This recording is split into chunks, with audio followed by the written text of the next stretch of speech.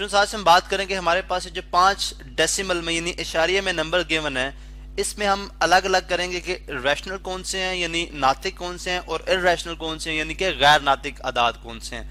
अब आपने अगर आप रैशनल और इर्रेशनल नंबर्स को जब हमने डेसिमल की यानी इशारिये की मद में पढ़ा था, तो अगर आप याद करें तो हमने बात की थी दो तरह के नंबर्स होते हैं, टर्मिनेटिंग होंगे, ठीक है, टर्मिनेटिंग यहाँ पे मैं लिख भी देता हूँ प्रॉपर, और दूसरे होते हैं नॉन टर्मिनेटिंग। नॉन टर्मिनेटिंग, अब जो टर्मिनेटिंग है उसके बारे में तो हम जानते हैं कि टर्मिनेट का मतलब ही है कि ख़त्म हो जाना, यानी ऐसे नंबर जो कि इशारिया के बाद जिनके डिजिट्स 3, 4, 5, 7, 8 जाके रुक जाएंगे वो कहलाएंगे टर्मिनेटिंग डेसिमल। जैसे ये है, ये एक टर्मिनेटिंग डेसिमल है यानी T फॉर टर्मिनेटिंग। और इसी तरह से जब नॉन टर्मिनेटिंग की बात की जाएगी तो नॉन टर्मिनेटिंग बेसिकली आगे जाके फर्दर डिवाइड हो जाते हैं। नॉन टर्मिनेटिंग से मुराद कि जो इन्फिनिटी तक चलते जाते हैं, जैसे ये भी एक नॉन टर्मिनेटिंग है, ये भी नॉन टर्मिनेटिंग है, ये भी नॉन टर्मिनेटिंग है। और आप अगर देखें तो 4 पॉइंट जिसके ऊपर 1, 2 आगे मैंने 2 डैशेस लगाए हुए हैं, इसका भी मतलब यही है कि ये भी एक नॉन टर्मिनेटिंग है। इसमें हम बात करते हैं कि किस तरह से। उसके बाद जो नॉन टर्मिनेटिंग है वो मजीद जाके 2 आगे टाइप्स में तकसीम हो जाते हैं। यहाँ पे हम इनको बता देते हैं जी वो टाइप कौन कौन सी हैं।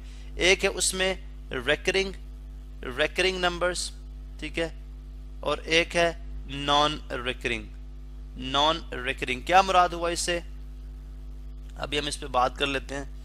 नॉन रिकरिंग, स्पेलिंग ठीक होंगे जी, नॉन रिकरिंग। अच्छा, अब रिकरिंग से मुराद क्या है?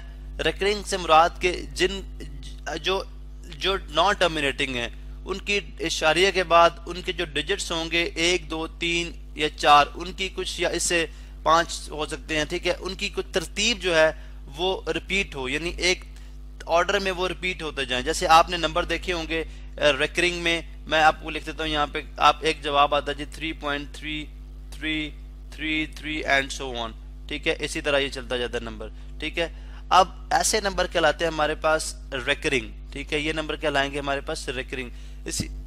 इसी तरह से जो नॉन रिकरिंग होते हैं उसमें कोई तरतीब नहीं होती। जैसे अगर आप यहाँ पे देखें 4.214, ठीक है, जैसे मैं यहाँ पे लिखता हूँ, इसी नंबर को मैं लिखता हूँ 4.21543 और ये आगे तक इन्फिनिटी तक चलता जा रहा है, ये कहलाएगा हमारे पास नॉन रिकरिंग।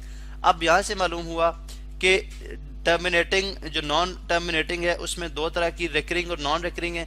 अब आपने सिंपली एक बात याद रखनी है, जैसे हमने लेक्चर में भी बात की थी, जो नॉन रिकरिंग नंबर्स होते हैं ये हमारे पास कहलाते हैं इर्रेशनल नंबर, यानी नॉन रिकरिंग क्योंकि डेसिमल में ही होंगे ये, तो नॉन रिकरिंग हमेशा जो है वो हमारे पास इर्रेशनल नंबर होते हैं। उसकी रीजन क्या है? उसकी वजह ये है कि हमें नहीं मालूम कि हम इशारिया के, अगर लेट्स सपोज मैं इशारे को काट के कैंसिल करूं, 1 लगाऊं, ठीक है, और नीचे मुझे 0 लगाने पड़े तो मुझे नहीं पता, यानी अगर मैं इसको p/q या फ्रैक्शन की फॉर्म में लिखने की कोशिश करूं तो मैं इसको नहीं लिख सकता, बिकॉज मुझे इस बात का अंदाजा नहीं है कि इशारिया ये नंबर इसके डिजिट कहां तक जाते हैं, चूंकि वो इन्फिनिटी तक जा रहे हैं और मेरे पास मैं नीचे कितने 0 लगाऊंगा। इसका मतलब है ऐसे नंबर्स को p/q फॉर्म में नहीं लिखा जा सकता, लाइक p/q फॉर्म में हम इनको नहीं लिख सकते। यहाँ पे मैंने क्रॉस लगा दिया, इसका मतलब है कि हम इनको फ्रैक्शन फॉर्म में या निस्बत में नहीं लिख सकते, रेशो में नहीं लिख सकते, इसलिए ये कहलाएंगे, ये रैशनल नहीं कहलाएंगे। जैसे रेशो से वर्ड है, रैशनल नहीं कहलाएंगे बल्कि ये इर्रेशनल कहलाएंगे। अब आप जरा नंबर्स पे आ जाए तो आप बड़ी आसानी के साथ इनको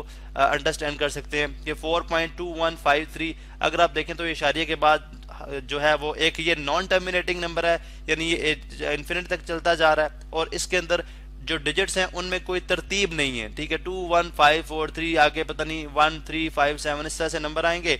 इसका मतलब है कि ये एक जो है इर्रेशनल नंबर है। अब इर्रेशनल नंबर को आप जानते हैं कि यहाँ पे मैं लिख दूं इर्रेशनल नंबर जो हमारे पास क्यू प्राइम से लिखे जाते हैं और जो रैशनल नंबर है वो हम क्यू से लिखते हैं, तो लिहाजा यहाँ पे हम लिख देंगे जी ये एक क्यू प्राइम है यानी एक इर्रेशनल नंबर है, ठीक है।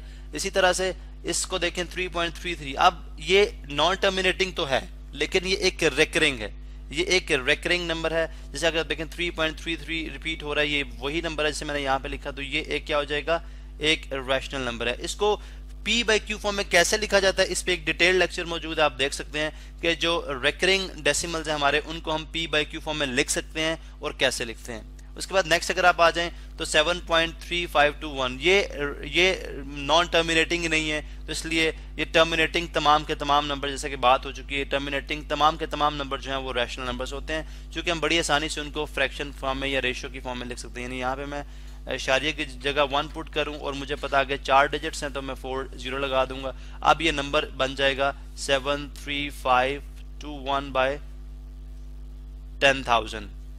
ठीक है, तो ये हमें पता है कि एक फ्रैक्शन की फॉर्म में पी बाई क्यू फॉर्म में लिख दिया गया, तो ये एक रैशनल नंबर, तो लिहाजा मैं लिख दूंगा इसको क्यू, ये एक रैशनल नंबर है। उसके बाद अगर आप -4.32215, कोई ऑर्डर नहीं है, कोई तरतीब नहीं है, इसका मतलब है ये भी एक हमारे पास सिंपल फॉर्म में, ये नॉन टर्मिनेटिंग नॉन रिकरिंग है, तो ये एक इरेशनल नंबर है, मैंने क्यू प्राइम लिख दिया। ठीक है, इसी तरह से अगर आप ये देखते हैं हमारे पास के 4.12, अब मैंने देखा कि जो भी नॉन टर्मिनेटिंग और रिकरिंग नंबर होते हैं वो अक्सर किताबों में इस तरह लिखे होते हैं कि जो डिजिट्स उनके रिपीट हो रहे होते हैं, जैसे अगर आप यहाँ पे देखें तो 1 2, या उनके ऊपर 2 छोटी छोटी बाज लगा दी जाती हैं उन नंबर्स पे जितने रिपीट होते हैं डेसिमल के बाद या इशारिया के बाद, या उनके हम ऊपर डॉट लगा देते हैं। इसका मतलब एक्चुअली अगर मैं इस नंबर को लिखूं तो ये बनेगा 4.121212 एंड सो ऑन। ठीक है, तो इनको लिखने का एक अंदाज मुख्तलिफ किताबों में इस तरह से भी मिलता है हमें।